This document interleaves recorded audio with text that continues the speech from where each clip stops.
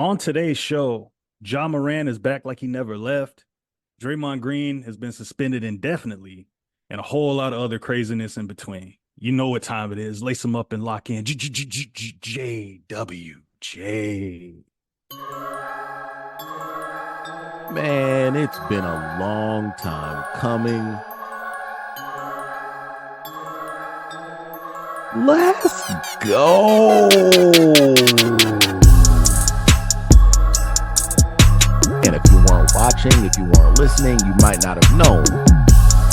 You know what time it is. Lace them up and lock in. JWJ.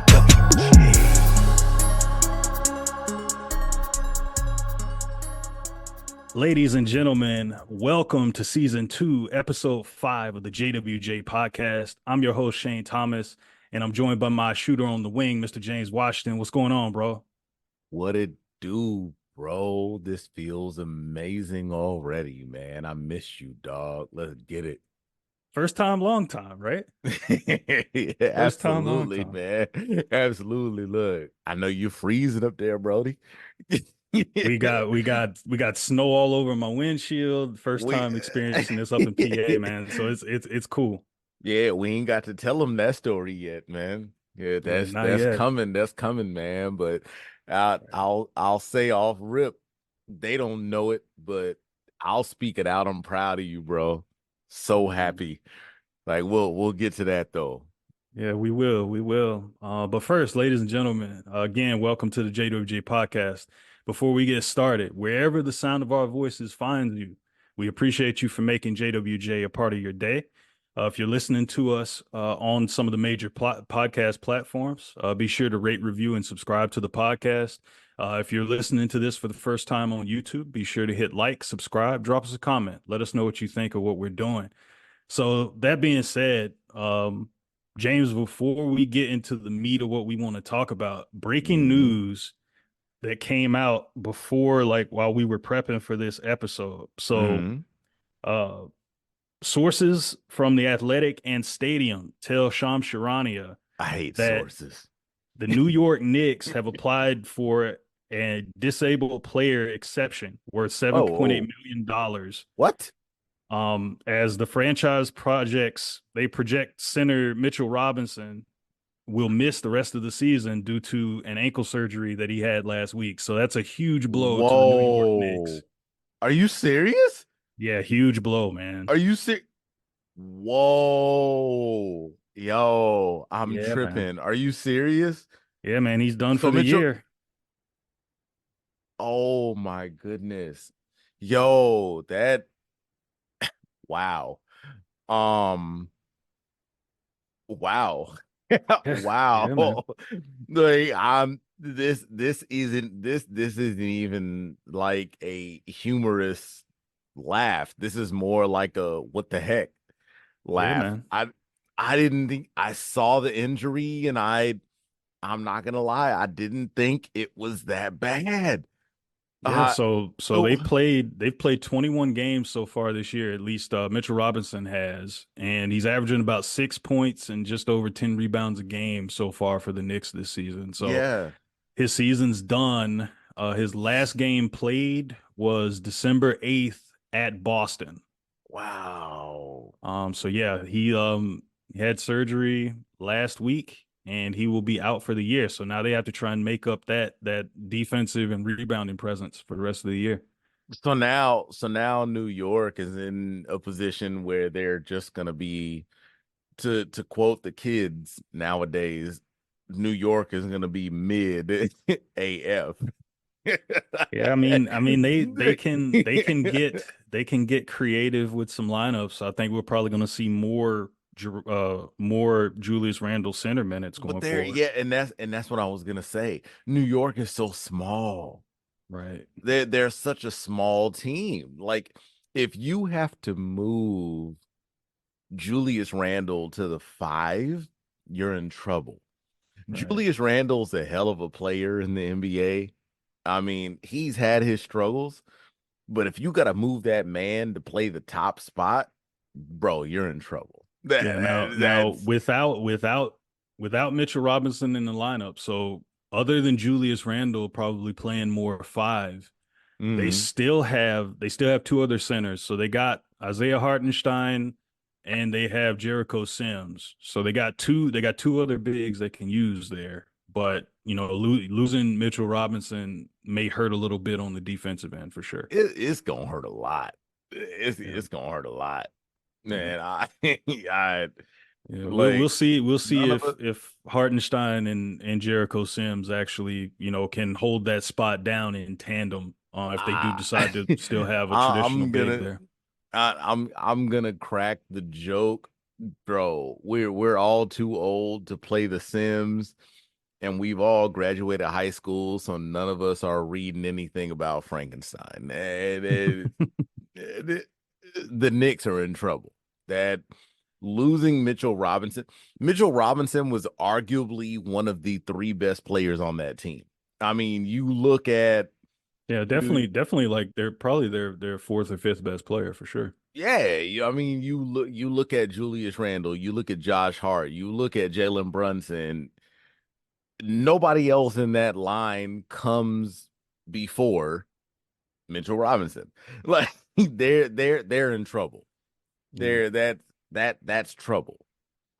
Yeah. So that's a little bit of breaking news. I just saw that as we were prepping. Not sure how long ago that came out, but I just wanted to throw that out there first.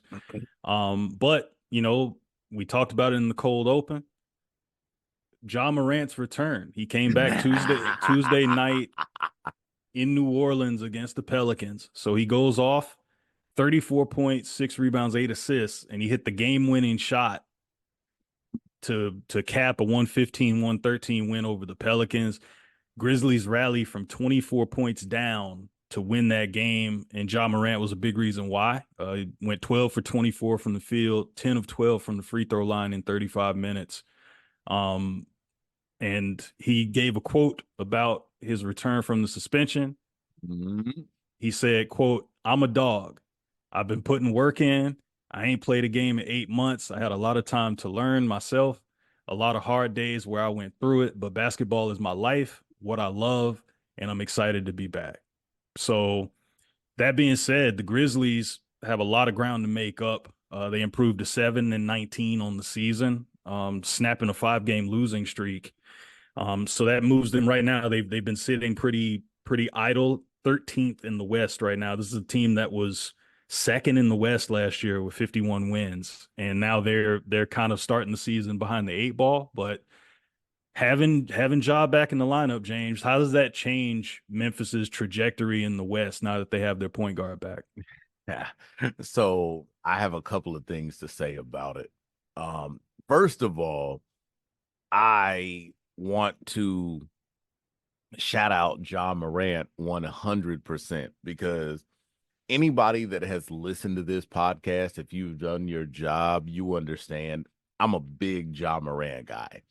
I'm a big Ja Morant fan, and kudos to him for coming back and you know reassuming his career with everything that's been going on. Now, I will go on record and say I'm not going to sit here and say that everything that he's done he should be absolved of. I will say that my dude, you messed up and you made mistakes and you need to handle that the right way. But on the flip side, when it comes to the basketball aspect of it, I'm going to say number one, Memphis needed this dude. Memphis needed this dude. And I think that's very, very apparent right now that Memphis needed this guy. And I'm going to go and Shane, we talked about this uh just a few days ago. I'm gonna go on some very, very off the wall talk type stuff. Let Memphis come out of this hole Ja Morant is going to be in talks for league MVP. Do I agree with it? Not at all. I Can don't. you dig it? Right. I don't agree with it necessarily, but I totally understand if those discussions come in. I it's how do you feel on that, man? Like I don't know. It's tough to think about.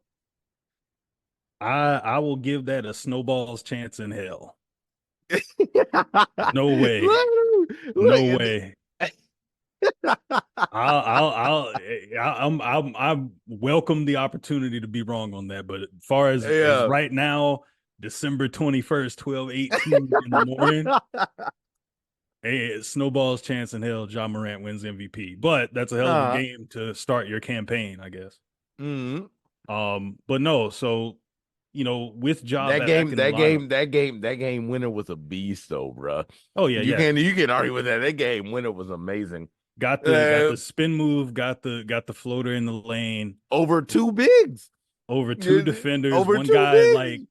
kind of off to the side behind him, another Is guy it on front, and they high five? high-fived. High five. High five. Yeah, so craziness, but Uh, like that's you couldn't have drawn it up any better. Conspiracy theorists, I'm sure y'all are like, yeah, that was the script that the NBA wanted. mm-hmm. But but the like He came out guns blazing. No pun intended. so now they'll have to throw a parade inside the city. Yeah. Yeah. So basically, I mean, you have like so having Ja back, like you said, it's huge for them because they definitely needed him back because Mm-hmm. so far, I mean, they've been decimated by injuries here Oh early. yeah. I mean, they lost Steven Adams for the season And with a Brandon knee Clark. injury. Brandon Clark, who had Achilles surgery back in March, he's likely out for the season unless he's been on that Aaron Rodgers. Mm-hmm. Um, Marcus Smart is out. He's mm-hmm. expected to miss like the next 3-5 weeks with an ankle. Mm-hmm. Luke Kennard's been out of the lineup with a knee. He should be back in a couple weeks. Derrick Rose is week to week with a hamstring tweak. Mm-hmm. So I mean, that's a lot of depth across a lot of positions. I mean, you're talking your center, you got wings, you got forwards, you got even your backup point guard, and one of your better shooters is out. So they've been decimated by injuries. It's shown in the numbers and what they've been putting on the court. Like it's been a rough first 25 without Ja and then those guys being hurt. And the only thing that I think can be their saving grace right now is hopefully hopefully Ja can come back and try to be that motivational factor in the moment, but it's definitely going to have to be more than him. Um, and we actually talked about this. I think it was like as recently as yesterday. Um, y'all literally have the reigning defensive player of the year on your team, and you're still sitting here so far under 500 when you have Jaren Jackson Jr. as the guy that was supposed to be your leader while this guy was out, and the team in the meantime has been terrible. Like the team hasn't been able to do anything when let's be obvious, let's be apparent when it comes to what teams are supposed to do. You're losing because teams are outscoring you and you have the reigning DPOY on your team. It doesn't make sense. It makes absolutely no sense that this guy is not stepping up in that moment. And we just talked about it the other day, Shane, where this is when you can come in and be that guy and you're not doing that. Right. And so, it's good that you mentioned Jaren Jackson Jr. So a few notes on him. So pre-Ja, So his last 5 games, Jaren Jackson Jr., he's averaged 27.8 points and 1.6 blocks, but only 4.2 rebounds per game over his last 5. And coincidentally, all 5 were losses up until the New Orleans game Tuesday night. So there's that. And we talked about this, like you mentioned. Jaren Jackson Jr. on paper should be the Grizzlies' second best player. But as his stint in Team USA over the summer, like he's got some deficiencies as a rebounder. He's a great defensive player, but rebounding has not been his thing. Um, I'm and gonna so throw yeah. I'm gonna throw out a pass to anybody that was on Team USA. And when I say throw a pass, I'm gonna throw it in the way that I want to go and slap every single person that put on that jersey, because I low key feel like none of them took it seriously. I Well, I think that and just if we're being honest, like Team USA didn't even send like a modicum of their best players to I that tournament. exactly. I and this is a conversation that I had. If you've listened to the podcast, y'all know that I am a high school teacher, high school English teacher, and I have mentioned this on the podcast on a regular. So I'm going to mention what I just talked about with a few of my students a couple of weeks ago. I mentioned that we got to talking about, oh, Team USA and this and that, and I mentioned one of the reasons why the rest of the world should not be overlooked, and it's because the US thinks that they can constantly just grab random players, throw them out there, and they're going to be able to compete no matter what. And I told my students, I was like, this is where the US messes up. The winner of the FIBA Cup over the summer, Germany, they don't have that many NBA players. They had what? Dennis Schroeder. They had Shane, who Both. am I missing? So they had Dennis Schroeder, they had both the Wagners. Yeah, they had Franz Wagner. They had I'm not sure if they had Daniel Tice. I'm not quite sure. They might no, have. Tice. No, you're right. Tice was on the roster. Yeah. Tice was on the roster. So back to my point. I tried to tell my students, I was like, the reason that these international teams perform better at the FIBA tournaments is because these guys have been playing together for years. Right. The US players just get thrown in there and they're like, hey, you're in the US and you're a player, so we're going to assume that you're the best in the world. And then you get embarrassed. These international teams end up looking better for obvious reasons. And Shane, I'll quote it. You can quote me. You remember I said this as soon as they released the rosters. My pick to win the gold medal in the FIBA tournament. Crazy. They actually didn't end up winning it, which blows my mind. My pick to win the whole thing was, shout out to Wifey. My pick was Canada. Really good team. Shea Gilgeous-Alexander, Dylan Brooks, Nikhil Alexander-Walker.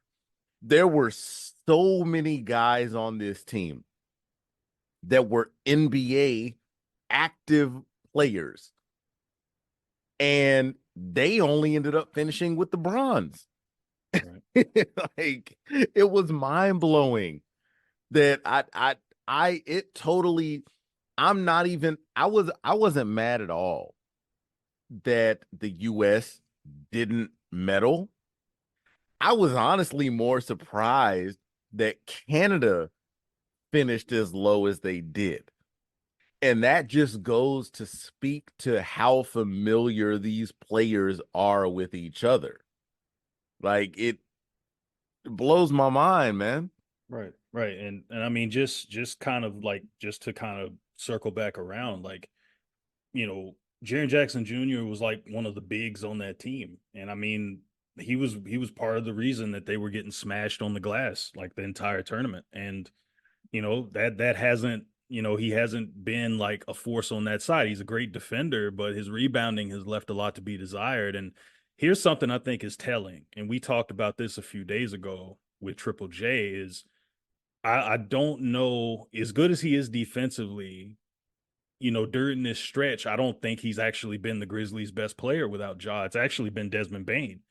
Um, he's having a career year. I mean, Desmond Bain, Mhm. 25 years old, he's averaging career highs in points. He's averaging over 24 a game. He's averaging over 5 assists a game. Like he's been the number one option for this Grizzlies team, even though he may not be looked at as maybe the second best player on the team. But I mean, here's some numbers that I think are interesting. So Jaren Jackson Jr., when he's been asked to kind of be that number one guy this year, so when he attempts 20 or more field goals in a game, he's done it in 8 games this year where he shot over 20 times. Grizzlies are Okay. 2-6 in those games. Now, Mm. here's what's more telling. Hmm. When he shoots 20 under 20 field goals in a game, he's done that in 18 games. They're 5-13. So basically they suck regardless. Right. So he's not, whether he shoots a lot or he shoots, an average amount, he's not moving the needle for you offensively. Because here's where the biggest thing is. Without Ja now, granted, a Oh, lot of this is without Ja, so you don't have that one guy that kind of is setting everybody up and leading the way. right. This year, through 26 games, the Grizzlies right now, they're dead last in offense. They're scoring 106 points a game. That lets you know just how far we've come offensively in the NBA. Right. When I became like a huge NBA fan, probably back in the early 2000s, 2002, if you were averaging 105 a game, you were considered a juggernaut. Now, Mm-hmm. 106 is last in the league. Now, Mm-hmm. here's where it's telling. So last year, when the Grizzlies had a 51 win team, finished second in the West, they were middle of the pack. So they were 15th in offense. They were scoring 116.9 points a game. Mm-hmm. Defensively, they were the number 2 team in the league defensively. When they were allowing 113 a game, which sounds crazy, but they were the number 2 defense in the league. Mm-hmm. Their net rating, so they were plus 3.9 points per 100 possessions. Now, this year, they're dead last in offense, but they're 11th defensively. So they're giving up almost as many points as they allowed last year, and that's good for 11th in the league. Net rating, they're 25th in the league, minus 6.5 points per 100 possessions. So without Ja in the lineup, the team is worse defensively and not as good offensively. They're pretty bad. They were middle of the pack last year in offense. This year, they're the worst offense in the league. The So unfortunate thing, the unfortunate thing is that speaks to the narrative as to why, if he keeps up this pace, they're gonna be like, "Oh, Jaws Bay." right. I mean it'll be interesting to see because we know what Ja can bring offensively. Well, man, Defensively is kind he of showed it in that first game back. Look, right. the game winner was outstanding, man. The game the game winner was something to see. If you didn't watch it, make sure you go back and watch it because Right. I mean, I'm very much a Ja fan. I've been open about that. But even if you're not a Ja fan, you've got to understand the way that he performed coming back from his suspension. It was definitely something to see. It was very impressive, and that game winner was just just the tip of the cap. Yeah, you couldn't script a better comeback game. Yeah. Um and like I said, I mean a lot of these struggles that the Grizzlies have had are just due to the lack of depth. Mm-hmm. A lot of guys being hurt that are key players for them, especially defensively. When you talk about Marcus Clark, Smart. Marcus Smart, Steven Marcus Adams, Smart's a like big one.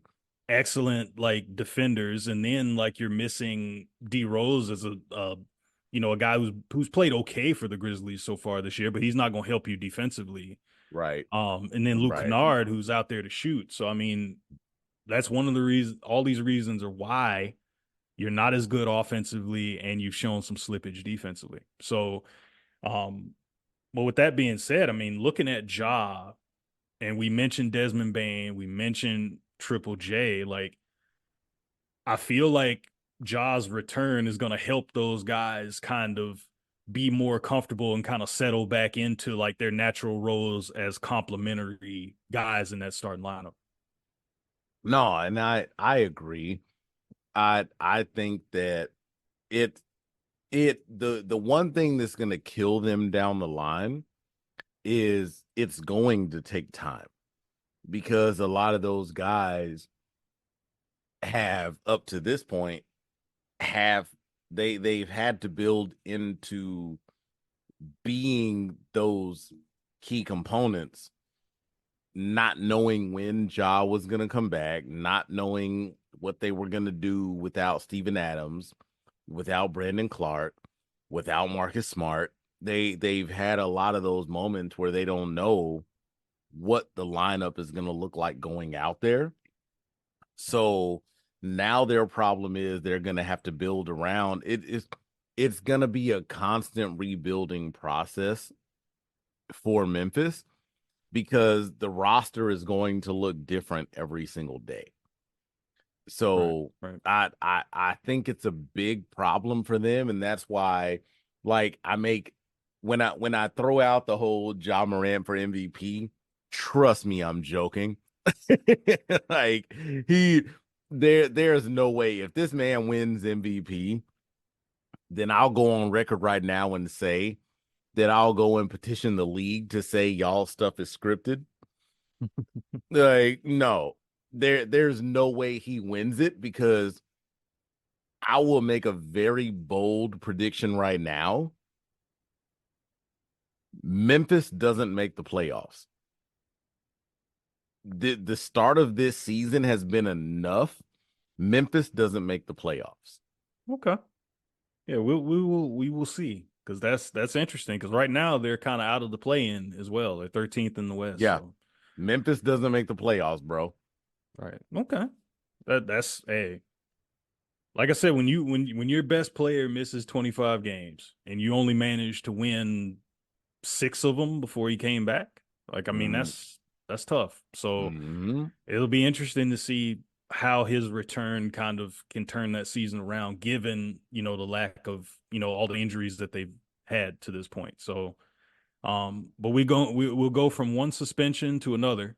Um, so Draymond Green, everybody's talked about it. Draymond Green, integral part of the Warriors dynasty, has been suspended indefinitely after, World Wrestling Federation champion. you know, future World Wrestling Federation Intercontinental Heavyweight Champion Oh, Draymond Green suspended indefinitely after knocking the he's hell out of Yusuf Nurkic the other day. he's gonna be the one to dethrone the current Intercontinental champion. Yeah, to dethrone the Ring General Gunter. Gunther. So yeah, but no, like if I could be serious for a minute, um, shout out to Lance Storm, but Make sure your hands are behind your back, man. yeah, I would if I wasn't sitting in my chair. But yeah, so Draymond suspended after the dust up with Yusuf Nurkic. Nurkic kind of grabs his jersey or something I during the scuffle, turns I ain't around, I decks ain't him. seen I ain't seen a better roundabout since the American Dream, bro. Yeah, I know it was a little weird. I, That I was do on that think was I do Scott think Hall. I Scott do Hall. think he I Rest in do think peace, Scott he Hall. I do think he sold it a little bit. Um, I mean, it but didn't look like a full like but flush was like he Jermaine here's O'Neal in the Palace. Like it but didn't look like that. But well, two things.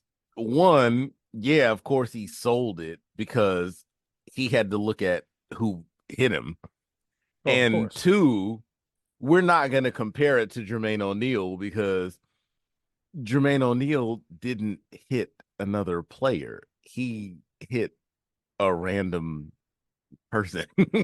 Yeah, he swung, hit like some fat dude in a jersey. Right. He swung and hit like the Dollar General version of Fat Joe. Yeah. Like, so I mean that's a little different. Yeah. But no, so I mean, just this is another incident where Draymond has lost his cool and done something wild, and now it's going to cost him a lot of time. I mean, right now, it's projected, it's indefinite. Nobody really knows, but the Well, latest news to come out of that situation is that he has begun some type of counseling and will be unavailable for the Warriors for at least the next 3 weeks. mhm. So that could be the end of the suspension, or that's just part of the process. But I think it'll be longer, to be right. honest. And I mean, the question you just have to ask now is like, we've seen this before. Draymond's chippy play, as much as it is helpful to the Warriors and how they play, he's their emotional leader and kind of the guy with that edge. Yeah. But his chippy play is as detrimental to the team as it is helpful, because it Well, has helped them win championships and it has helped them lose championships. We've seen it. exactly. Nah, the thing that annoys me the most about Draymond Green, and I've said this to so many people around me, as much as I want to try to down this man, he is one of the smartest basketball players that I have ever watched in the NBA. And I think that people that really pay attention to the game, they can understand that, they can appreciate that, and they get what I'm saying. Right. He's one of the smartest basketball players I've ever seen play the game. Now, I'll also fall back on what you just said. He does some super dumb stuff. He does some idiotic stuff. And him the way that he lets his temper get the best of him, the way that he lets his attitude get the best of him, it it takes away from so many things that he is worthy of. And I'm literally talking about a guy that's in the same division as my favorite team. I, Yeah. I have no hesitation to say that this dude on the court he's a basketball genius. But it's troublesome that you will let these simple mental breakdowns cost you and cost your team so many things when you can value them so much more. It's mind blowing to me. Yeah. It's mind boggling to me. Yuck. Shout out to Macho Man. R.I.P. Um, but no, like I just think, like I said, it's detrimental to what they want to do. Because I mean, it it kind of sped up the moving off of Jordan Poole, because we Mm-hmm. can't sit here and act like that wasn't a distraction. Mm-hmm. That whole dust up, because you're talking, this is before they extend Draymond. This is after they've went ahead and decided to pay Jordan Poole. Can I ask can I ask you a question, Shane? Sure, sure. Quick question. After the whole situation with Draymond and Jordan Poole last off season, if you are one of the Myers brothers, if you have the opportunity to make the decision, do you handle it the same way they do? Is Jordan Poole your immediate decision to move? Or do you decide to possibly do something with Draymond, and why? What would you decide to do in that situation after Draymond is caught on camera decking one of your young talents? See, and that's the thing that's so troubling to me about it, is because all we had to that point was the fact that Jordan Poole helped him win a title. Mm-hmm. And he was an important part of that, and he was part of that kind of second wave of like young players that was supposed to help kind of be the bridge between the present and the future. And Mm-hmm. so if Splash you're cousin. right, and I mean if you're looking at, you know, what Jordan Poole was bringing to the table versus Draymond, I think Draymond, for his value comes from being kind of that connector on offense, that facilitator on offense that allows Steph to be Steph, Clay to be Clay, and kind of he's kind of the engine that makes a lot of that go, or at least Mm-hmm. the oil to the engine that makes it go. So Okay. the thing is I feel like they wouldn't have given Jordan Poole that extension if they didn't feel like he was going to be an integral piece of what they're doing. However, as the season wore on, especially once you got into the postseason, Jordan Poole just kind of it just really emerged that like, yeah, maybe he's not it. Like he started just doing too much, and it seemed like he was kind of playing counter to what Golden State wanted to do in their grand scheme. So I I gotta, think I gotta interject. I'm loving the explanation. I gotta interject real quick, Shane. Mhm. Jordan Poole or Draymond? I think you have to say, okay, do you go culture or do you go against somebody that's kind of counter to the culture? Because But in that moment, who's counter to the culture? right, that's the question. That's what makes it tough, is because like, do you go with the person that is like a part of the very fabric that you're built on, or do you go with the new kid on the block? I think they chose culture over counterculture. Now they did choose Do age and you feel like? experience over young guys. So I But think they made the right decision as far as if you're just putting it in a vacuum, they so that would chose be so that culture. so that would be the decision that you would make. I just See knowing that how that that's yeah, back to my no, that's like back to let me my finish. question. Is that So like no, like looking at how it played out. uh-huh? But that's easy though. I mean, looking at how it I played mean, out in the doesn't in the mo matter. all right, In so that so moment, what yeah, so decision would you make if you no, were so the so like we GM? so like we talked about it, Uh-huh. and I remember we talked about it. Yeah, I was yeah, I was in definitely. I was in the group that said they should have offered Jordan Poole the money and let Draymond walk. Because Agreed. I just feel like I was starting to see the writing on the wall as far as you can't pay all these dudes. You need to try and get younger, and you Mm-hmm. need to start trying to add pieces to it. Now, Mm-hmm. as the season goes on, it's not like Jordan Poole had a bad year, but once he got to the postseason, it kind of unraveled a bit, and you started to see more of, okay, this dude is trying to freelance and he's trying to be Steph Curry, and they just Now, didn't seem comfortable with that dynamic in that locker room. yeah, no, and agreed.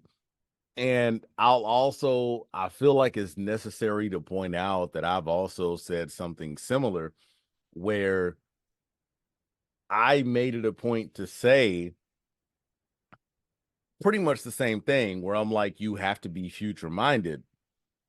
And I was like, if you have these situations that are going on with Draymond, and you have this guy that helped you to your most recent title, it would make more sense if you're really title minded. Keep this guy. Draymond's got to go. And we had those talks. And all of a sudden, they decided to keep Draymond. They decided to get rid of Jordan Poole. And we both agreed once Jordan Poole got to a new team that he was going to want to be that guy and he was going to struggle. Now let's look at what he's doing in Washington. It's freaking terrible. Yeah. But at the same time, we're also looking at what Golden State is struggling with right now. Now that he's gone, you don't have any backup guards that can do anything. It's basically in a position now where Steph is having to be that guy where he can't carry the team by himself. Clay cannot help him pick up the slack like he used to. Draymond is suspended.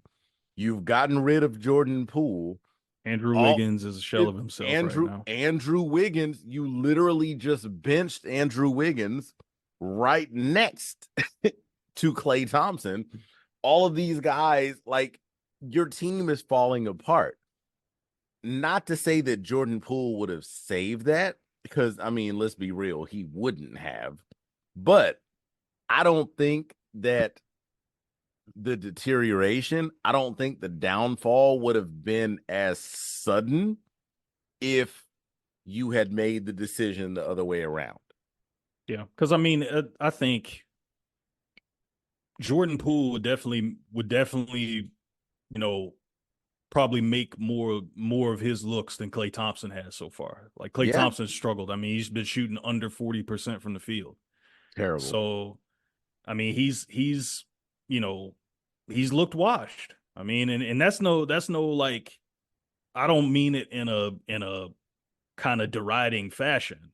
I do. He's looked full laundromat, but No, proceed. I just think that, the injuries that he had were major injuries, and I think they finally caught up to him. I mean, there were times last year where he looked kind of like himself, but this year he just hasn't had it. And it's showing with his shooting. He just doesn't have the legs underneath him, not making shots as consistently as he has in the past. So he's been exposed. He's been exposed for the fact that a majority of what he's done has been from the fact that he's a spot up shooter. And that's it. That's not a bad thing. Right. It's not a bad thing that that's what you've made your career off of.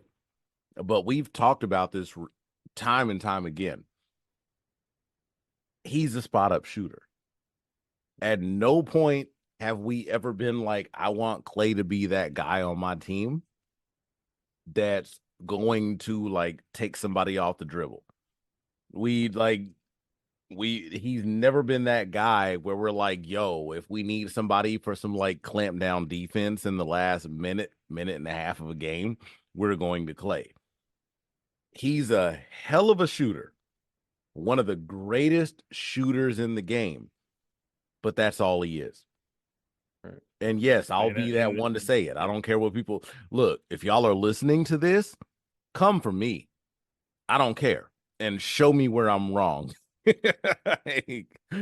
He's that guy. He is a terrific spot up shooter, one of the greatest shooters in the game. But now that is being taken away from him, there's nothing left. Yeah, because defensively, he doesn't have the lateral quickness to guard multiple positions anymore.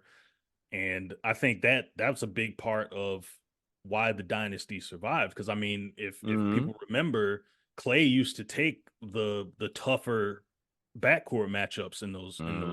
He would guard Kyrie Irving. So Steph wouldn't have to guard those guys, and Steph could kind of guard the weaker of the two. Right.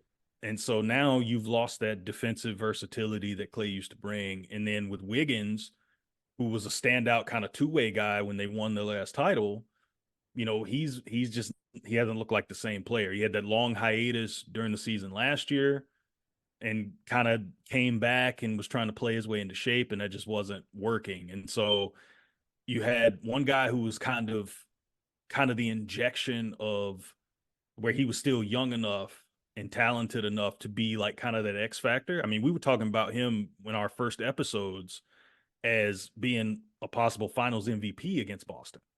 So he's gone away from being that guy to now just being like just another guy right now. And so far, like I said, with Draymond, you know, and to Draymond's credit, now here's where things get interesting with that. So far Wow. this year, he's only played 15 games for the Warriors this year before he was suspended.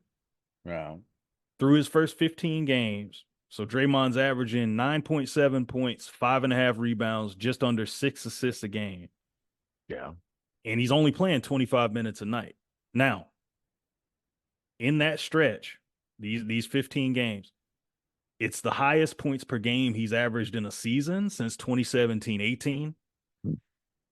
If this stands once he comes back and he plays the rest of the season, whatever, if this stands right now, Mm-hmm. he would be shooting the highest 3-point percentage of his career because he's shooting about 43% from three right now, even though it's only Based off, three attempts a game. I But was just about to say, based off how many? right, so he's taking about three a game, but he's hitting 43% of them, which is a major improvement. Okay.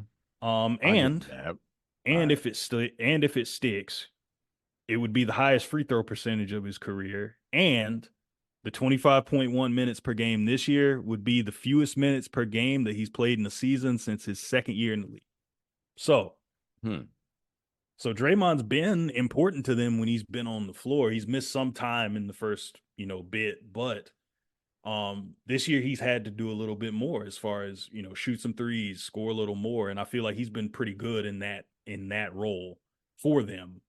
But now you're looking at, okay, who's stepping up in that time, and it's got to be Jonathan Kuminga. So he's kind of been a little bit of an enigma, like a little bit like we've been tantalized by the athleticism and the ability to put the ball on the floor and make plays, going to the basket, whatever. He's just been that young player with a lot of inconsistencies, and the motor's not always there. So that's kind of what you have right now until he kind of, you know, really kind of settles in and figures out what exactly he is at the NBA level. Now, that being said, we got to look at this a little bit more. Now, we've seen, if you've been on social media, you've seen all the videos. There's a whole compilation of Draymond's greatest hits and kicks and elbows Yeah, and right. stomps. The You great, get what I'm saying, literal greatest hits. Yeah. right? So now, here's the question. One of the questions I want to pose during this segment: is Draymond Green a dirty player, or is he just a victim of circumstance? Is he dirty, or is he just being caught in unfavorable position? I damn, and I gotta come right out with an answer, huh? Yep. Damn it. You damn son of a. Okay. All right. I'm gonna come out and I'm gonna say I I hate to put it on the man, Shane, but I think he's dirty. He's dirty. I think he's dirty. Now, And is and he is he is he Rick Mahorn, Bill Lambier dirty, no, no, no, no, no. or is There he Chris Paul, John Stockton dirty? I would go more no see, and I feel like even both of those Is he sneaky, or is he more overt? Is what I'm saying. If we're gonna classify dirtiness, I okay, if we're gonna go sneaky versus overt and we're using those players as an example, he's more on the Bill Lambier side. so Uh would you say that he's definitely more?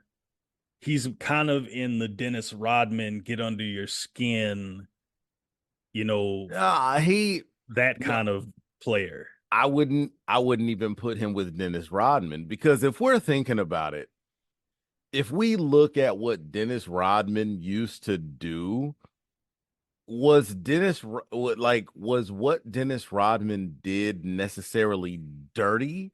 or did he just do a good job of getting under players' skin? Right. Like no, like Draymond is literally kicking dudes in the nuts. Yeah. He's literally who was it? I want to say, was it Isaiah Stewart? I can't remember, like where he got fouled on the far end, came back and like legit tackled the dude on the like. No, Draymond is not on no mind game stuff. Draymond is literally on some like, I'm coming out here and knocking you out. Like I even if we look at the latest incident, when we look at the game against Phoenix and we look at what happened with him and Nurk, come on now. I'm like, Right. there's nothing about that situation where it's like, oh, maybe it was misunderstood. No, that kind of roundhouse that he laid out would win you like the world heavyweight title. Like The that the that thing the thing is with that, like just to talk about that swing. Mhm. As we've made a lot of wrestling references here, and this will be the last Mhm. one I make. Will it? It will be. We might have more. We got a few more minutes. Yeah, if I have anything to do with it, it'll be the last one. So Not if I come looking for you, brother. yeah, well, you know, Yeah. you think I forgot where you live? No, if there's any Undertaker fans, then y'all will get it. There you But go. There you go. Look, but um, unfortunately, my face doesn't jiggle. Keep going. Keep but no, so no, I just feel like with that strike that he gave Nurkic, it almost looked like when there's a title match and the champion is getting interference from like uh, his one of his flunkies or whatever, right? And so they've slid and handed him the belt. And so while the referee is trying to get the interference person, you know, away from the ring, the champion turns around with the title belt and clocks the guy behind him. That's literally what happened. Only all thing right, missing was the Shane. title belt. All right. That's what So happened. I'm gonna make it. I'm gonna make the comparison as easy as possible for you. Tell Mm-hmm. me if I'm wrong. In that moment, Draymond Green was Roman Reigns. Kind of, kind of. Except, yeah, like except you know nobody actually like really came to help him per se. Mm. He just kind of wigged out for a moment. But no, like the other question I want to get because we're kind of starting to run a little long. Go ahead. But no, like the main thing that's come out like since that is everybody's talking about like okay who should get the blame for this, and I think ultimately it has to be Draymond because he's the one committing the acts. Now Absolutely.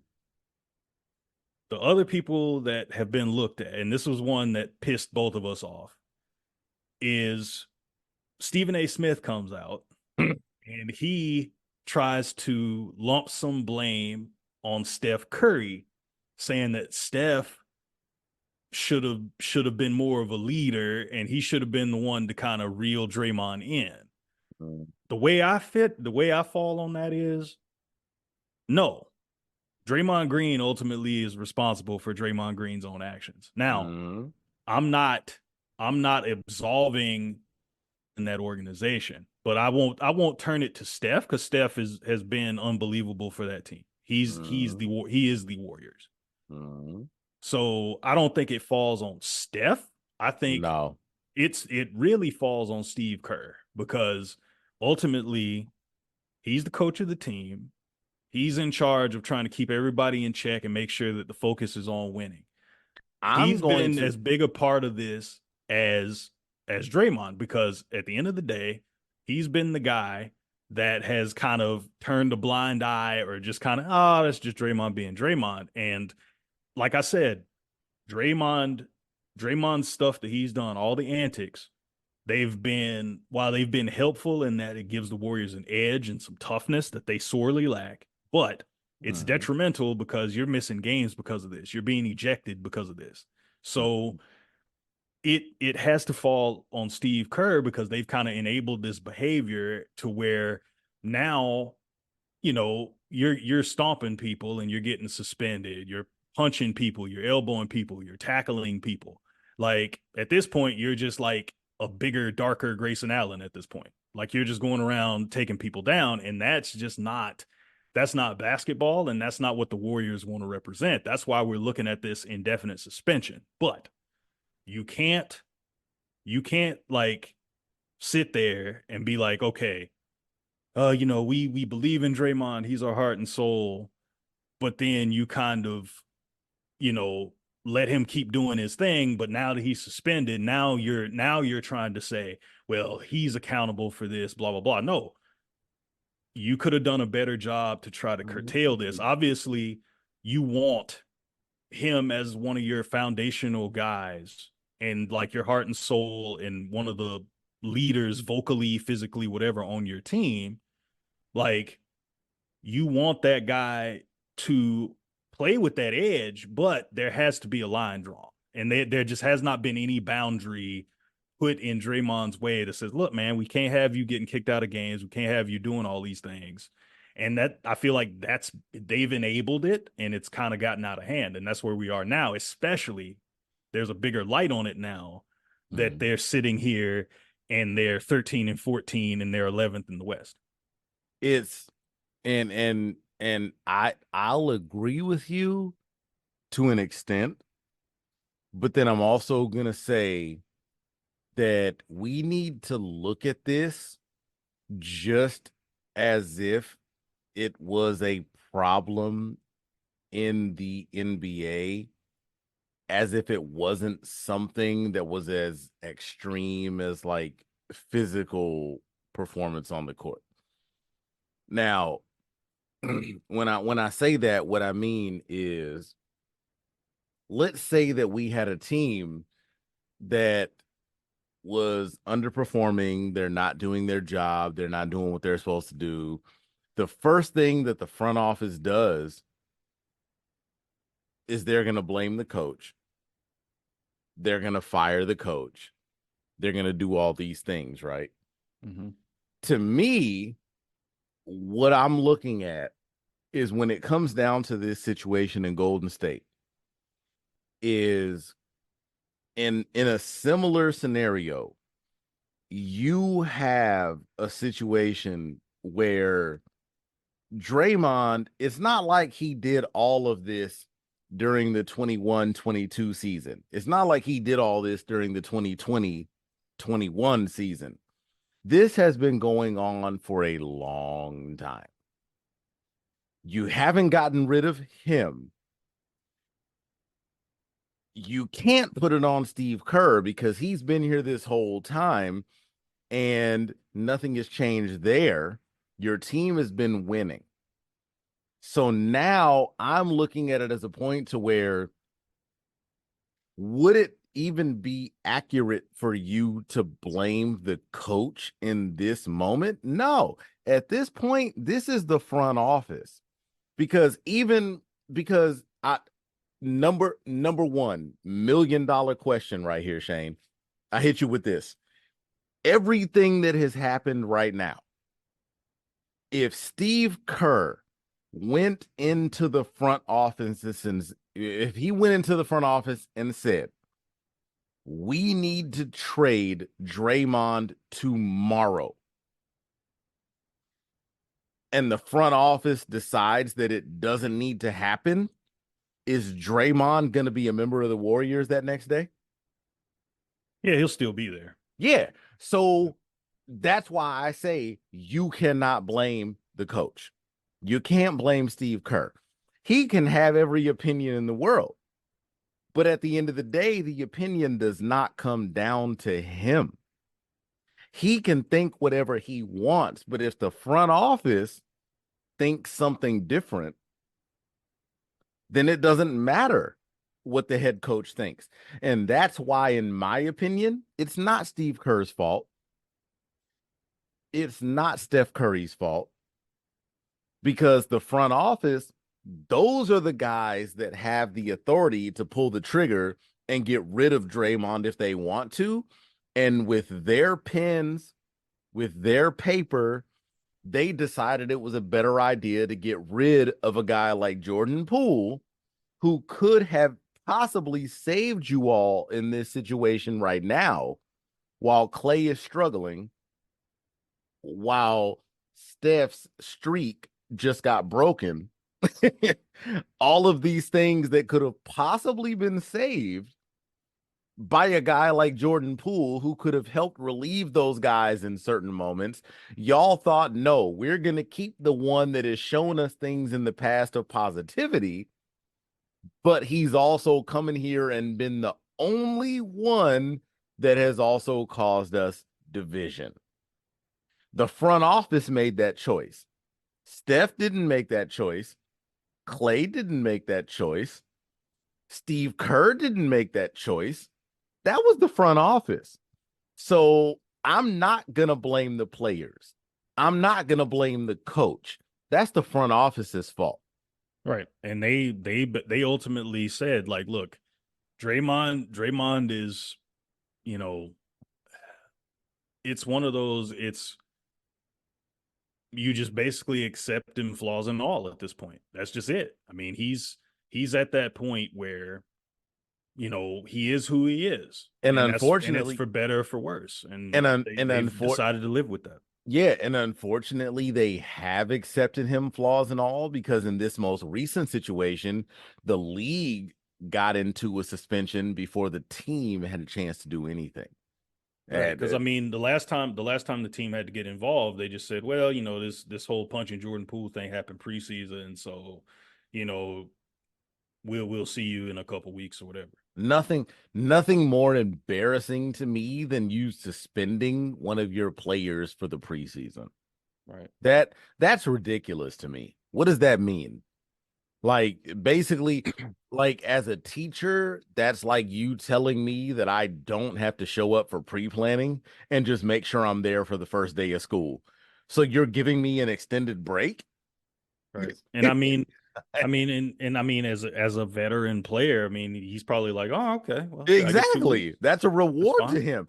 So it's like I Right. just So knocked the hell out this guy and I get rewarded by like getting to go home.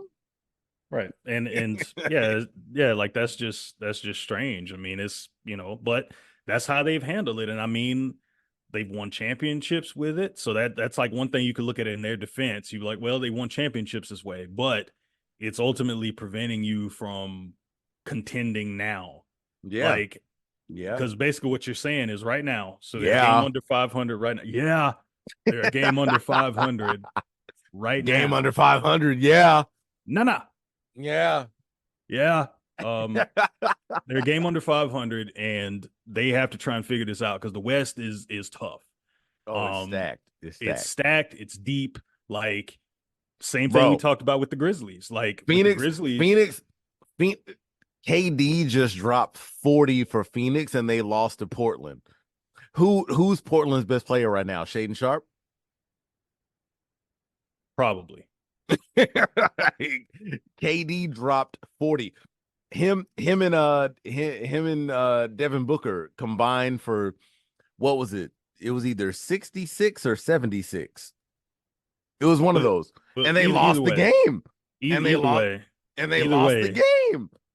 either way, this is KD now knows what it feels like to be Cade Cunningham. Exact. No. Wait. Whoa. No, he doesn't. Yeah, he does. No. To Hold score on. to Hold score on. 40 and lose. Well, He knows what it's like. well, I mean, what kind of streak is Phoenix on right now? Because there's a very different streak that Cade is riding right now. Yeah. So Yeah. Yeah. we'll get to that. We'll get to that on another episode. But Yeah. Cade, um Cade, Cade is on it. Cade is on a very unfortunate Kobe streak right now. yeah, it's not pretty in Detroit right now. No, But it's not even anyway, moderately attractive. but yeah, But anyway. go So we ahead. still got a little bit more to get to. Like I said, we've been kind of running a little bit long, but They There's missed another us. there's a few more things. Yeah, we have missed y'all. It's been a while. Um, which reminds me, if you guys are still listening to what we're saying, uh, be sure to rate, review, and subscribe. If you yes. find us on Apple Podcasts, you find us on Spotify, whatever, give us that 5 stars. It means a Do lot it. to us. Do it. If you're listening to us on YouTube, be sure to like, comment, subscribe, click that notification bell to be notified whenever we drop new episodes, like the one we're doing right now. Yeah. So, moving on, one of the things that I wanted to get to, so Giannis recently had recently had Oh. franchise record 64 against Indiana Yeah, back on December yeah. 13th, about a week ago. Yeah, about a And week ago. I'm over right. here dancing. They can't see me. We gonna get that going in a bit. Yeah. James is doing the Bobby Shmurda. Doing the So, smurder, doing but the no, smart. so anyway, 64 points for Giannis. Um they beat the Pacers who defeated them back in the play-in tournament or back in the in-season tournament, I'm sorry. Mm. And this has been Shout brewing shout for a out while. to shout out to Tyrese Halliburton. I'm getting to him. Yeah, yes, sir. So no, like the big thing, obviously, you everybody's seen the game, everybody's heard about it by now. Like I said, it happened a week ago. Giannis goes for About a week ago. 64. Yeah, a little over. I mean, it was about 8 days ago now at the time of about us a recording this. about a So, week ago. Giannis goes for 64, 14 rebounds, goes 24 of 32 from the free throw line, which is very Wilt-esque. Yeah, Um, right, right. so that happens. Like I said, there's been some bad blood brewing there. So back in the in-season tournament, Tyrese Halliburton hit a shot late in the game that was a dagger to help the Pacers beat the Bucks in the in-season tournament, end up sending them to I the think it was in the in-season tournament. semis. Yeah, in the Yeah, no, semis. I Yeah, think they beat them in the semis, and that put them in the right. finals with the Lakers. Yeah. Right. And so the reason that the bad blood's been brewing is so Tyrese, after hitting the dagger three, kind of does the Dame time celebration where he kind of looks at his wrist. He didn't tap the wrist, he kind of looked at his wrist Yeah. in response to Dame. So then Dame comes out salty because Can he just I got upstaged by the person. Like he's usually the person in that position that's hitting the can I shots and can talking I crap. can I give a quick opinion, and can I Sure. give some advice to Dame real quick? Go ahead. Um, Damian, you know what I need you to do, man? Shut the hell up. You you literally, the only reason that we know anything about this whole tapping the wrist as a reference to you is because you hit a 50-footer against, what was it, Oklahoma City? In the And playoffs to win the series. you're But right. No, I yeah, mean, granted, it was a dope ass shot. I'll give him that.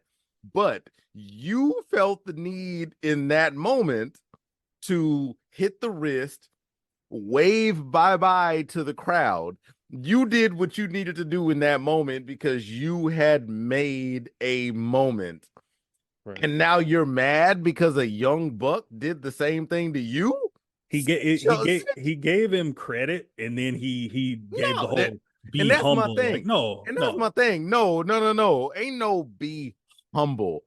Like, would it have been offensive if Paul George came to you after the fact and was like, "Oh man, he got us, but you need to learn to be humble." Dame, I love you. Dame is one of my absolute favorite players in the league. If y'all have listened to this podcast, y'all know that. Dame, sit your ass down. You got humbled in this moment, and that's what it is. Did right. you Tyrese Halliburton had a moment against y'all, and it is what it is. We're going to go back to when you first got traded to Milwaukee, and this same dude right here said that the one struggle for y'all was going to be that your defense was going to fall apart. And guess what? That's what happened. And that's why y'all lost the game. It wasn't because he hit that game winner. It was because y'all struggled defensively the entire game. Don't get mad at Tyrese Halliburton. Get mad at the fact that you don't know how to shuffle your feet, bro. I Right. love your And name, but you were a big part of the problem. right. Don't blame him for that shot. Don't blame him for hitting his wrist. Don't blame him for mocking you for your celebration when you started the celebration. Come on now, man. Come on, son. Yeah. So quick note on Milwaukee so far. So as James alluded to a minute ago, like the defense in Milwaukee hasn't been great. The offense has They're been one of the fine. worst. They're one of the worst defensive teams in the league right now. Yeah, so like offensively, it's been great. They're the second best offense in the league. They're averaging 124.7 a game, so that's second out of 30. Defensively, they're usually in the top 10. Right now, they're 23rd. So they're giving up 119 a game right now. There's only put that in perspective. There's only 7 teams that are worse defensively than y'all, and one of Right. those teams is Detroit. Right. Keep So going, keep going, keep going. so no, like I mean, in Milwaukee, given their defensive struggles, they're still 20-7 and they're second in the East right now. So it's like when they do figure it out, you know, the league should watch out. But I mean, even right now, I mean, we knew that offensively they would still be devastating. But defensively, you traded defense for offense when you swapped Mm-hmm. out, Drew Drew Holiday. Holiday and brought in Dame. And so, but just kind of circling back to what we're talking about, like the real drama here. So Giannis goes for 64. He wanted the game ball because that was the franchise record for the most points in Bucks history. I Respectable. think He he beat passed. Kareem. Yeah, and Michael He Redd, I passed think Michael Redd had like 57 or 55, no, something like that. but I think no, the record was Kareem. He passed Kareem. Right. And so like he's the franchise leader for the most points in a single game. So now, there's the whole, I'm gonna call it ball gate. So Giannis wanted the game ball. Obviously, you guys have heard about this story already, but I just want to bring it back to talk about it for the sake of our return pod. So, Mm-hmm. they somebody from the Pacers got the game ball that they were trying to get to Giannis. They got the game ball and said they were going to take it for rookie Oscar Tshiebwe out of Kentucky, who Mm-hmm. scored his first point. He made a free throw in the game. They were going to get him the ball to commemorate his first NBA point. Mm-hmm. Now, me, it's like it's a valid reason, but I think also it's also, I think, a little bit petty because the game had been chippy. Obviously, Giannis shot 32 free throws. He was getting horse collar tackled like he was a tight end the whole night. Oh, they were bullying him like crazy. And on Yeah. top of that, Giannis was definitely trying to go for the record toward the end of this game. So there was that And you aspect can't, I mean, of, you can't blame them. yeah, I mean, if you don't like it, stop it. And they weren't able to. But, Right. at the same time, like I could see where that could ruffle some feathers, whatever. Obviously, if you're competitive, you don't like that happening. So I can see it from both sides. But I think ultimately Giannis definitely deserved to get the game ball. He's a two-time MVP, like, great player. He's won a championship. He's arguably the face of the league past LeBron. So, you know, Definitely. like I just think it's one of those situations. It's Milwaukee has been the class of the East for the last few years. Mm-hmm. Indiana is finally in a position where they're looking to be that upstart team that looks to get back to its kind of glory as one of the better teams in the East, as recently as like 10, 8, 10 years ago. So, Mm-hmm. you got basically a classic case of the haves and the have-nots. And, with Tyrese Halliburton, with Ben Mathurin, Miles Turner's still there. Like, Shout out to Ben Mathurin, bro. yeah, like the Pacers are trying to accelerate their rebuild and get back into contention in the East. And you have to go toe to toe with the Milwaukees and the Phillies and the Bostons. Like you have to be able to go toe Ah, to toe with those teams. So I think the Pacers are kind of being kind of that nuisance. Like yeah, they're there with like when you think about like those teams that just get under your skin a little bit. I think right. this could be the start of like a new rivalry in the Central Division for sure. Being the nuisance is absolutely necessary. I agree with that. If I'm just on the outside looking in my opinion, that game ball absolutely belongs to Giannis. Of course. And my reason behind that is Giannis set the record. He passes a guy like Kareem Abdul-Jabbar. That is something that deserves to stay with anybody that breaks that record. So the ball should have stayed with him for that reason. But the biggest reason for me is it's like I respect Indiana wanting to keep the ball for their rookie. I respect that. But at the same time, it would have been a much different story if we would have had the same outcome and this game was played in Indianapolis. If that game had been played in Indiana, even if Indiana had lost that game, give that ball to Oscar. Give that ball to Oscar. He hit his free throw. He had his first point there. Totally different story. But the fact that that game took place in Milwaukee and Giannis broke that record at home and passed a man like Kareem, that's his ball. That's his ball. And Right. I don't feel like there should be any discussion in that. That's his ball. So the reaction that Giannis had after the game where he was that frustrated, and it just to me, honestly, that speaks to the beauty of the game. Giannis was born in Nigeria. This man was raised in Greece, and he learned to appreciate a game like this. And he just passed a record of an American born guy from the same game that played for a team that now he worked his way up to actually be a member of that team. And now he's on that same level with that guy. And he just passed his scoring record on that team. Give that man that damn ball. That is his ball. Oscar, hate to break it to you, hit another free throw. Right. Like, hit Right. another free throw. Like, come back and do this later. Because what Giannis did is something in a storyline that not a lot of people are ever going to get to do. Like, come on now. Right. Like that you have to look at it for what it's worth. Right. And in that situation, Giannis made the kind of history that literally nobody else is good.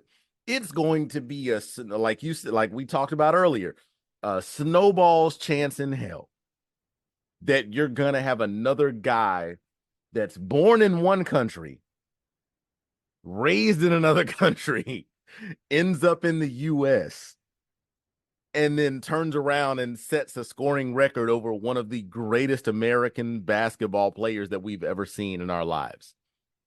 Right. Giannis did something in that moment that we could even argue we'll never see it again. Right. And I just think like it's like I said, it's a little bit of like pettiness on Indiana's part to try and take Very the ball much. because Very you know much. they gave up this scoring performance. Mm-hmm. And Rick Carlisle's old school, I don't doubt that, you know, he was probably, you know, cool with the pettiness. Cause I mean, Rick Carlisle played for the Celtics, you know, back when they won in 86.